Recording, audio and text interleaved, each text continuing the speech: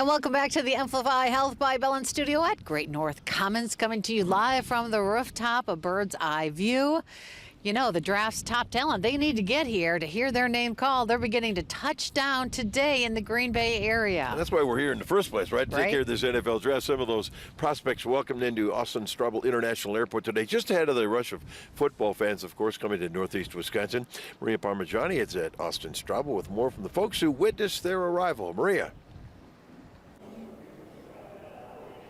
It might be quiet now, but the excitement was booming earlier when these prospects were walking down the yellow brick road into Green Bay to find out if they will be drafted onto a pro team in just days. We spoke with some volunteers bringing sunshine to this overcast day and giving players and their families a warm Wisconsin welcome. Meg Brew and Cheryl Paulo volunteered their time today to help players and their families with any questions they might have about the area.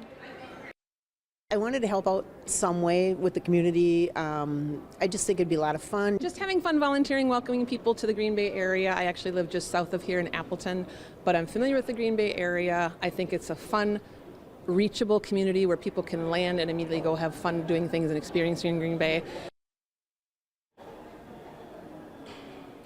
Brew even told me that they welcomed a former Packer player who won a Super Bowl with Brett Favre. That was next door at that private airport. But these volunteers are excited to be part of history and welcoming everyone to Green Bay. At Austin Straubel International Airport, Maria Parmigiani, Action 2 News.